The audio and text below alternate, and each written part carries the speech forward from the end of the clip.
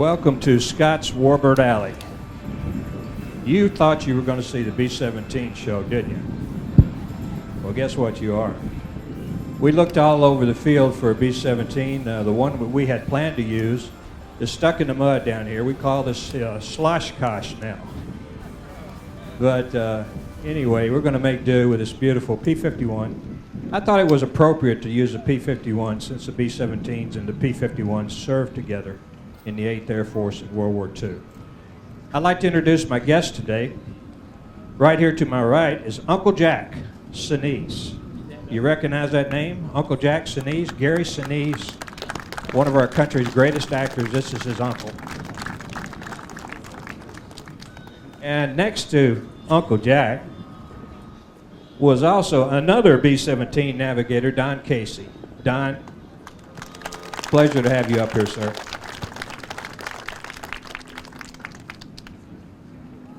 This wonderful book here was written by Don Casey. It's called To Fight for My Country, Sir. And it's about being a B-17 navigator in World War II, which both of these gentlemen were. They served in the same group, and they're going to talk about their training experiences on the B-17, and we're going to talk about that airplane, that wonderful airplane, of which this is the 75th anniversary of the B-17. It was designed in 1935. And I'm sorry we don't have one here to look at, but we're going to talk about that a little bit. Don, let me start with you. Let's talk about training, navigator training back in the 40s. Well, 1943, when Jack and I started training, we were not together then and didn't know each other then. But we went through the aviation cadet program, which was moving at a very fast pace at that time because the 8th Air Force, which was primarily engaged in battle over Europe, was suffering horrendous losses due to the fact that they were not escorted by the P-51 fighters, which didn't exist at that time. In 43, 2 missions were flown, for example, to Schweinfurt, Germany, unescorted. And one was in August and one was in October. On each one of those missions, 60 B-17s were shot down with crews of 10 apiece, or 600, and the loss was 20% on those 2 occasions. Well, you can't keep up flying on a 20% loss ratio. You got 5 missions, you're gone. That was the experience of flying without fighter escort. But Jack and I got there from training. We both joined the 379th Bomb Group at Kimbolton, England, in the Midlands, and we did some more training there and started flying. Jack, when you started your navigator training and you finished up and actually got your wings, did they pair you with other crew members at that time? Well, what they did after you graduated, then you were assigned to a crew. Wait a minute, we have a mic problem. Try this one.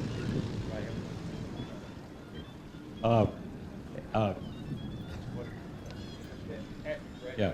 After we graduated, you were assigned to a crew, and of course the first thing you heard was, well, don't get sent to POW, Texas. We trained in San Marcos, Texas, which is near Austin, but they say don't get sent to POW, Texas, because it's nothing out there. All it is sky, horizon, and desert, and rattlesnakes. Well, that didn't sound like the kind of place you wanted to go to, but naturally, when you looked on the board, there it was, POW, Texas, for both of us. So when we got to POW, why, we were assigned to a crew, and that's where you first met your pilot, co-pilot, and the gunners, and so forth. So, and then at that time, we started to fly around and get used to each other, and we didn't, as I say, we didn't do any bombing or anything like that, but we just, the pilots, you figure the pilot was new, the co-pilot's new, so you have to kind of get together and get to know each other. So that's how we started, at POW, Texas. And then we did go, from that point, after a month or so, we went to Dyersburg, Tennessee, and did some more training. Not a whole lot, but that was our first real altitude mission at that time, which on our first flight we didn't make. We got up so far, and one of the engines started to go out, so we had to land at Stuttgart, Arkansas, and spend a couple days there while they put the plane back together again. But we did finally get through Dyersburg, and the next thing we're then shipped up to Kearney, Nebraska, and this was right after the first of the year.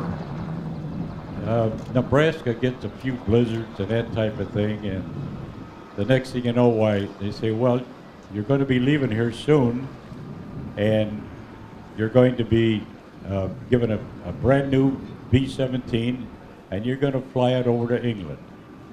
Well, that seemed, well, a little impossible that we're going to do all that, but I remember calling back home, telling my folks, we're going to be leaving pretty soon, and if we can, we'll fly over the house, because I lived in the south suburb of Chicago at the time. Well, the only problem was that we didn't fly over my hometown of Blue Island. We flew over Joliet, Illinois at 3 o'clock in the morning, and there wasn't anybody out there waving towels and the rest of it. But when I mentioned it to my mother sometime later, and she said, oh, well, there was B-17s flying over, and we'd run out there and wave towels and so forth. Well, I said, well, the only thing is you didn't wave at us. But we did fly on from there. Our pilot, Steve King, he came from Akron, Ohio, and we got to Akron pretty much just after dawn, and we did fly over his house. That was one of the things.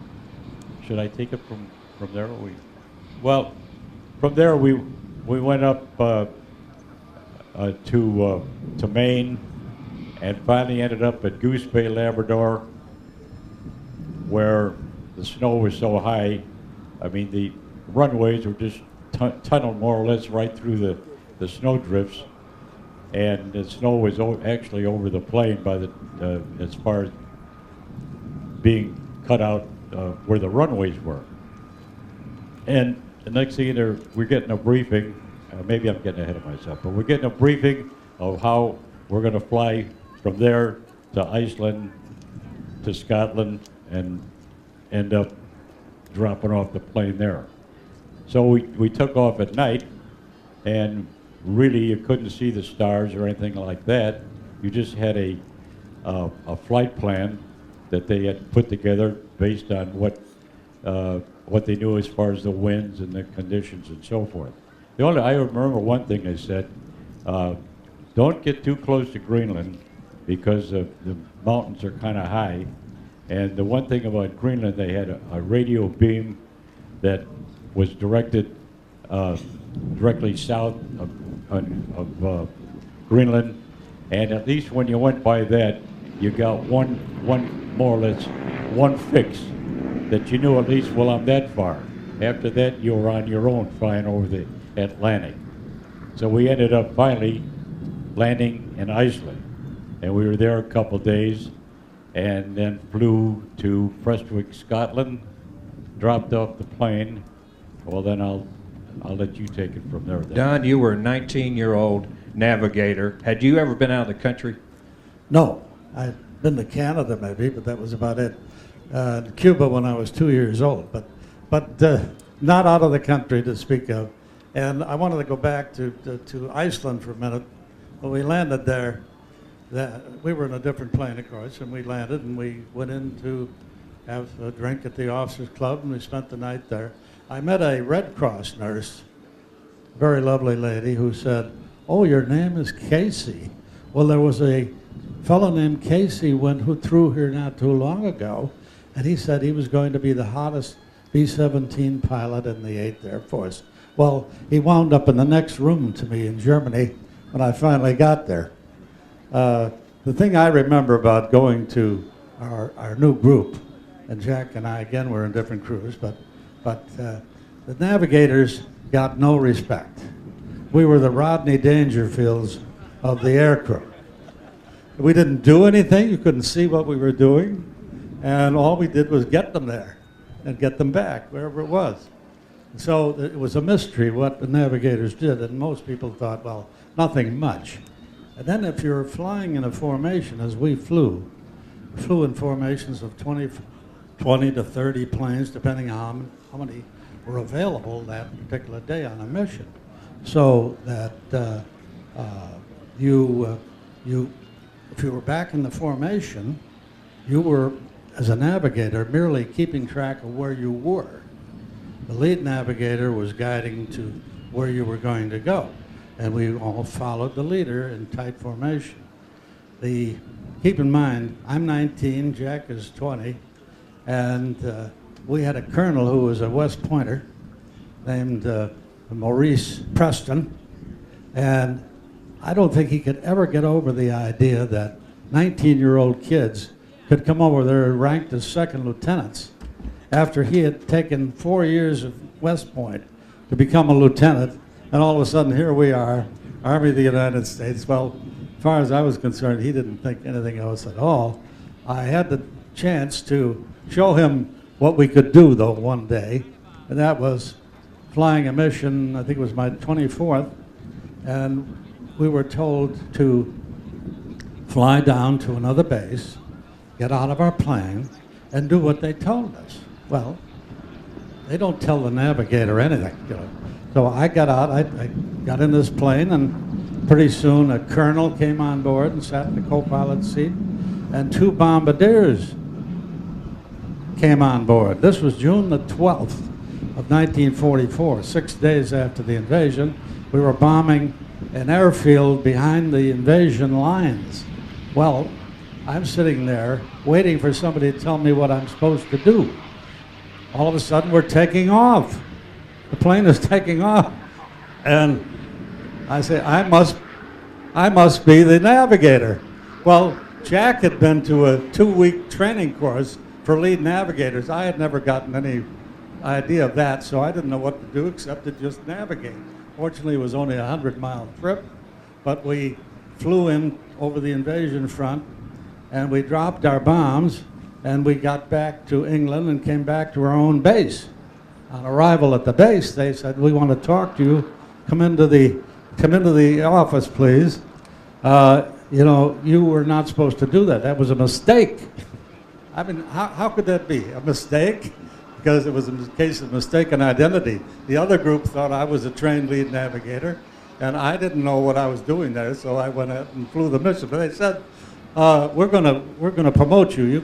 You've done the job now, so you're a lead navigator, but we're going to put you on a deputy lead ship. Oh, and what is the deputy lead? Well, you'll love that.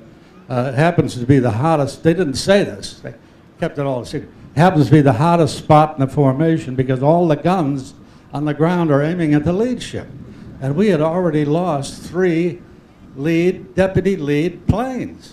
Not a lead ship, but 3 deputy lead planes. So I thought, well, this sounds great. I wrote home to the folks and I'm just being promoted to deputy leader. Well, 2 missions on deputy lead and we're hit and shot down. Now, that shoot down experience is unique. And what you don't think about is that what do you do when your plane is on fire and the pilot says bail out? And you have not practiced any of that. You don't know what to do. You don't know anything about where you are, except the target was Hamburg, Germany that day. The previous August, British and Americans had flown 3 nights and days and bombed Hamburg so badly that 75,000 civilians were killed or made homeless. So, unbeknownst to us, the Hamburg was the worst place you could pick to get shot down. They had distinct memories of what it was like to be bombed the way we had bombed them, and the civilians were told by Adolf Hitler, it's all right to take your revenge on the flyers that are parachuting out of the planes.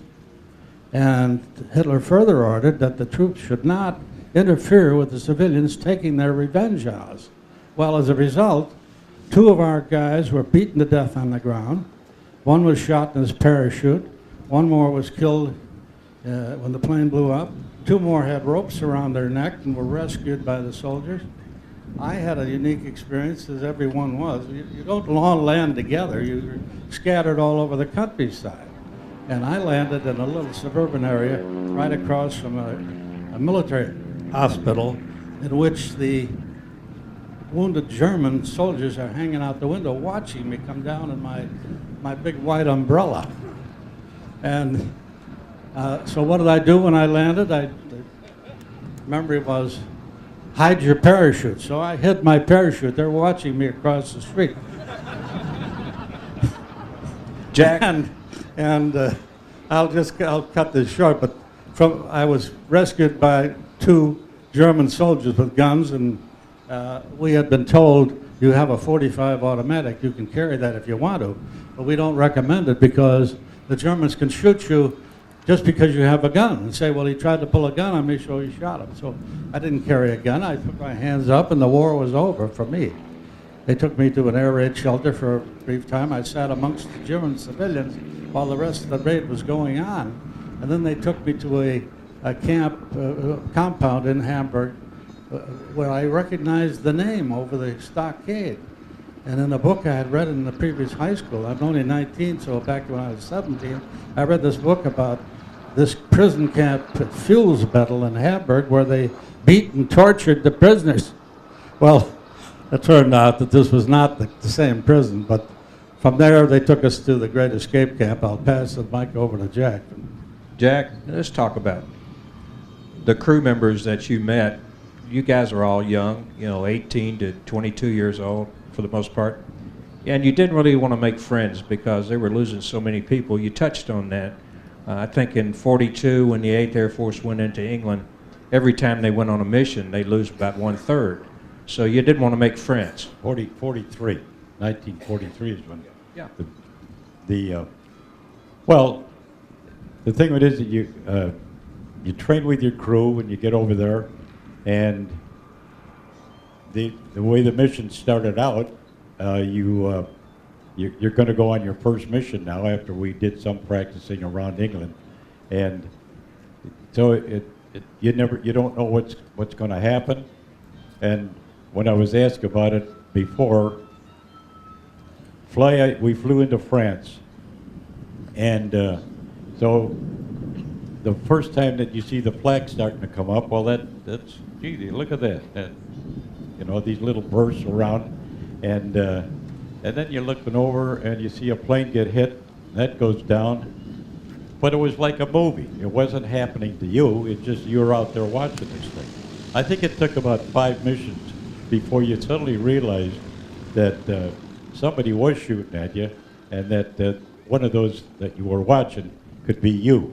But initially, I wasn't really scared. I just, because you don't know what's going to happen, and it just seemed like, well, that's nice, and look at that. Well, that guy blew up, and here come the shoots, and all this business.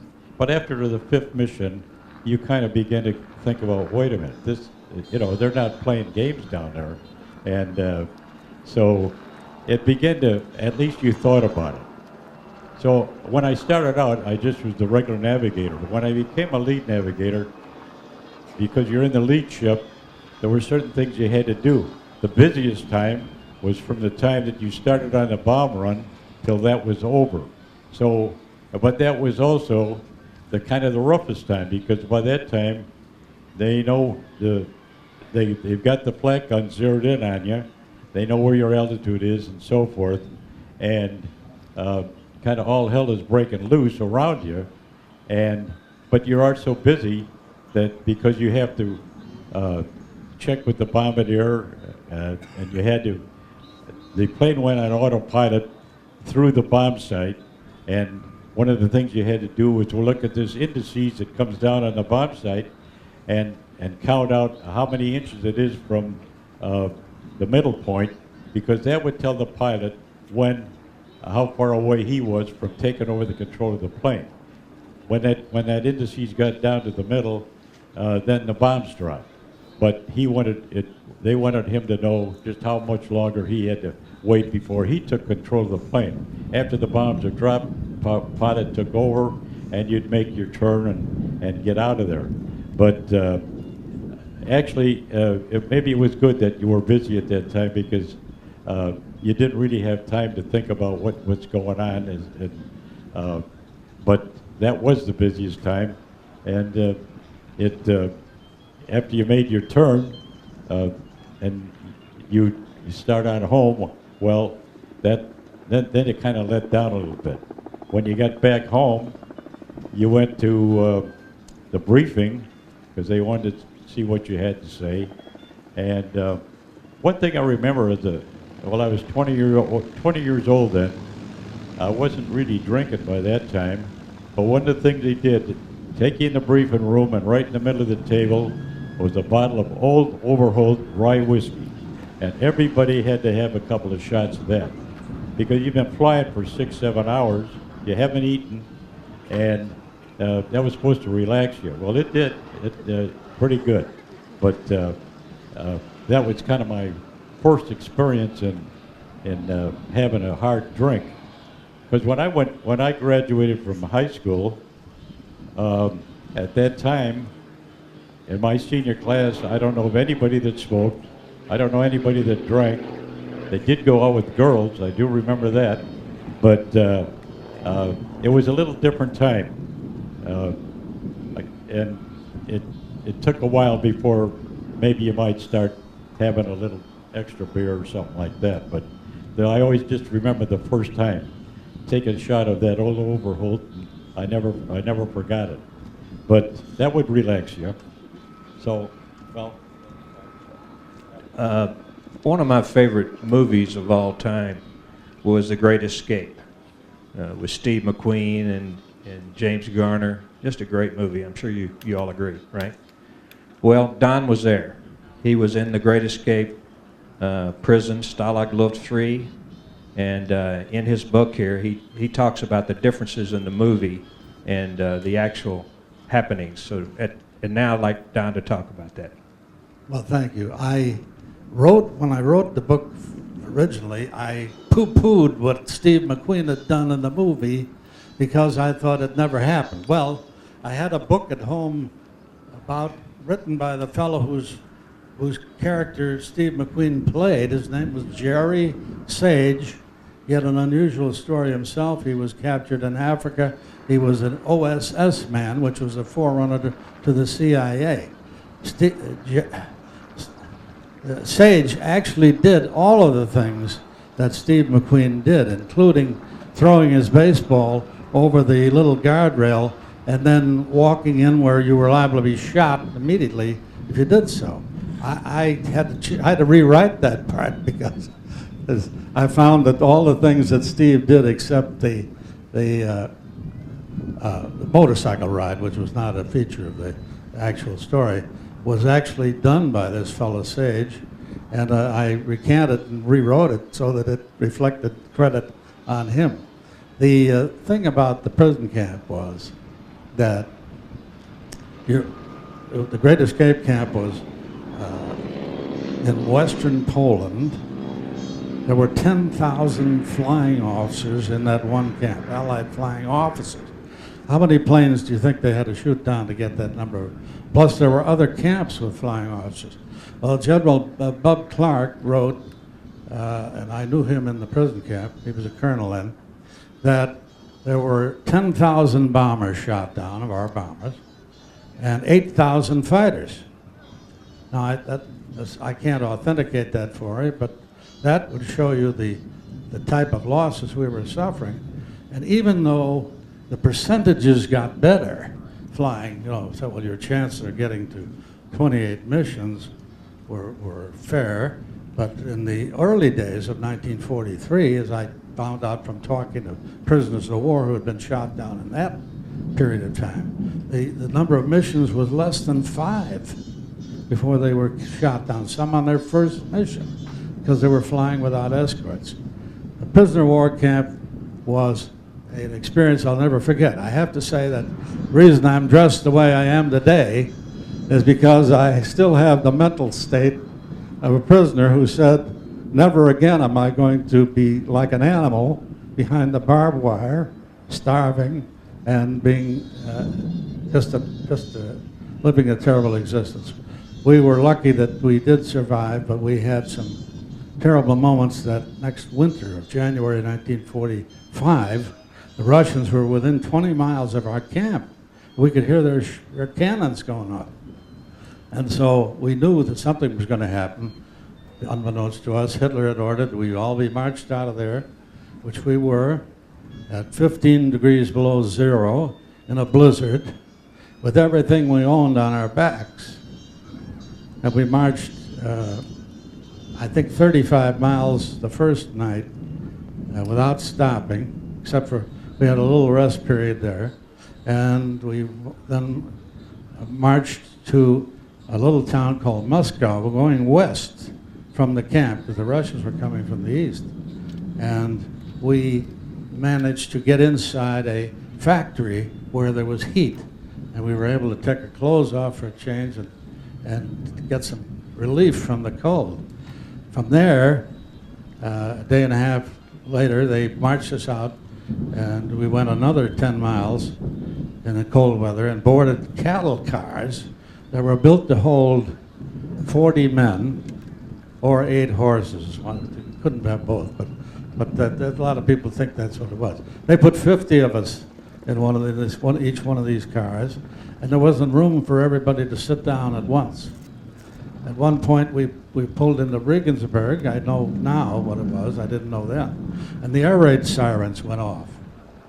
And the German guards locked us in and left.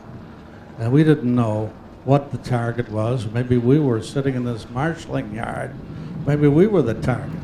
We had no knowledge of whether there was any signs. And it was nighttime anyway, so what are you going to do? We waited. They heard the planes flying over. We heard the bombs dropping in the distance.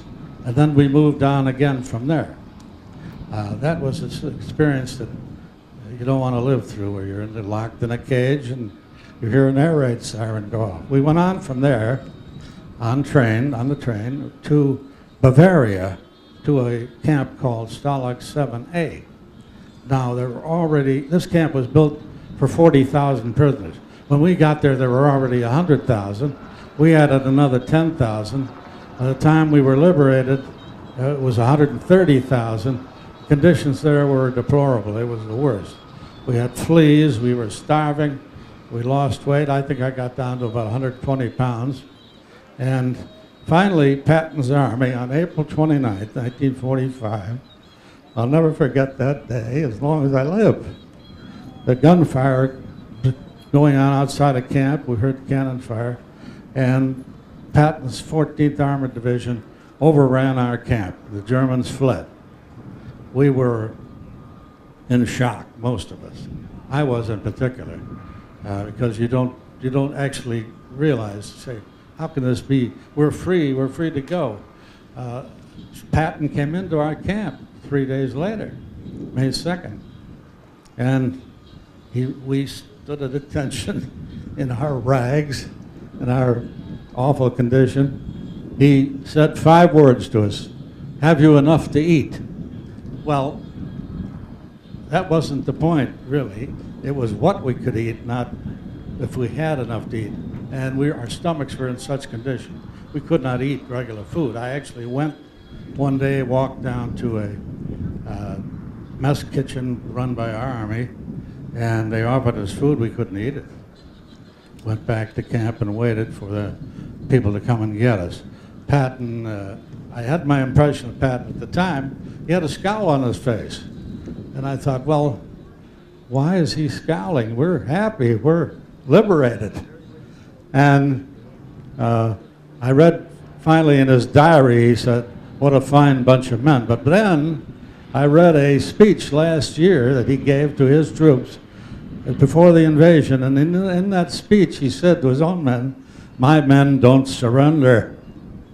And I don't want to hear about any of you being captured unless you were wounded, and even then I expect you to keep on fighting." So I formed the opinion, as I said originally, that Patton was kind of disdainful of prisoners of war because we must have screwed up or we wouldn't be there. But I forgave him.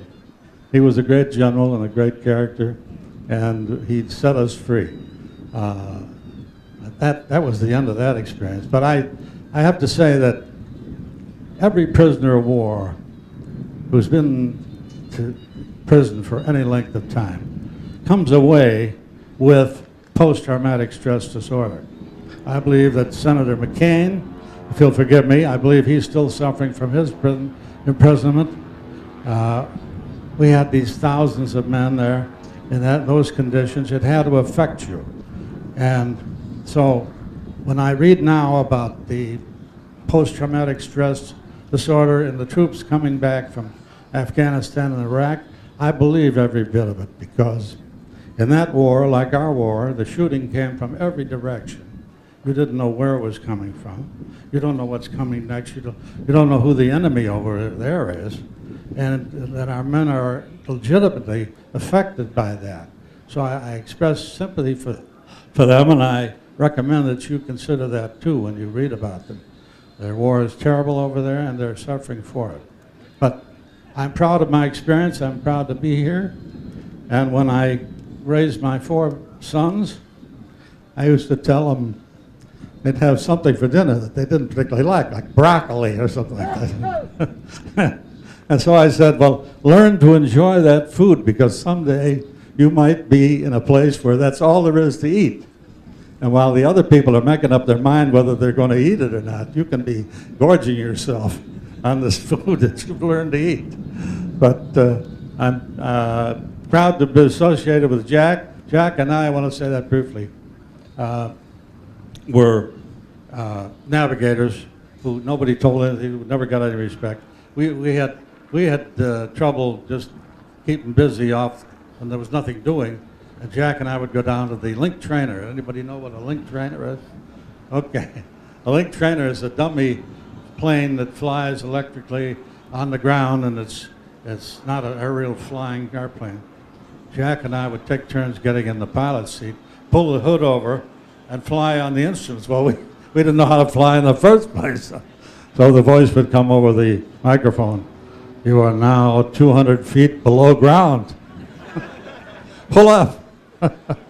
So what we did, those crazy things we did, were things that you did in combat to keep your wits about you. You couldn't think and dwell on what it was like to go on your next mission and where we're going next. You had to pretend that it didn't happen. If somebody got shot down, as I did, Jack told me later when I saw him after the war, he said I had to be philosophical about that. And, you know, maybe I expected more from Jack as such a buddy, but that's how we did it. You have to say, sorry, Joe, you're down. We miss you. We got to go on with our job. He told me before we started, I said, what do you want to talk about? And he said, I was a trial lawyer for 50 years, so I don't have to do much talking. But I'm looking at some serious medals here, guys. I don't know if you can see this or not, but I see Distinguished Flying Crosses. I see air medals with oak leaf clusters, and you proudly wear them, and rightfully so. Thank you so much for what you did for us. Thank you.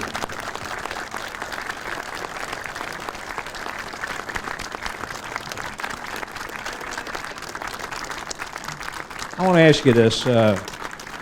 We still got a few minutes here. What does being a B-17 crew member mean to you now? Do you keep up with your old buddies? Well, they're all dying off. Jack and I are among the few that are left. My crew is all dead. So you became very close to those fellows because, for example, in the navigator particularly, sat in the nose compartment of the B-17 with the bombardier, and we were there on takeoffs and landings. Well, the rules said get back in the back and go to the radio room and sit with your back against the wall. Well, we didn't pay any attention to that. We knew nothing was going to happen to us, and we did crazy things like that.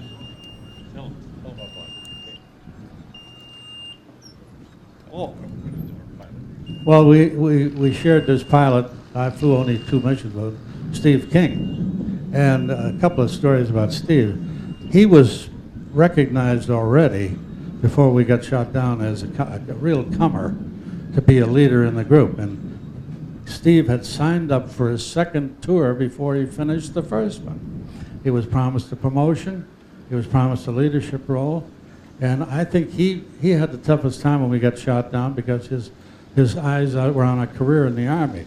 But the story that Steve told most I remember was about his top gunner, Ray Wheeler. And Ray Wheeler had shot down 5 German fighters from his top turret. Steve went to Ray one time and he said, you know, when that fighter came onto us, you shot down, he said, what were you waiting for? And Ray said, well, I wanted them to get a little closer so I could make a sure kill. And Steve said, for God's sake, don't do that again. Shoot at him even if he's out of range. Don't try to scare him away. That was the kind of crews we had. They were guys that had tremendous guts, and they did what they were told to do, and they performed well. For the last 17 years, it's been my privilege to be a crew member on the EA's B-17 aluminum overcast. And I've been all over this country, and I've heard thousands of these stories, and what a privilege it is to talk to these gentlemen and thank them for what they did. And right now, I'm going to ask all the veterans in the audience, would you please stand and be recognized? All the veterans, please.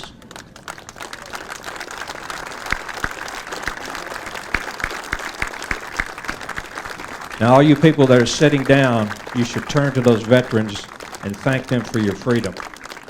Over in the Warbird area, right over here in the gift shop, these gentlemen are going to be there in a few minutes signing autographs.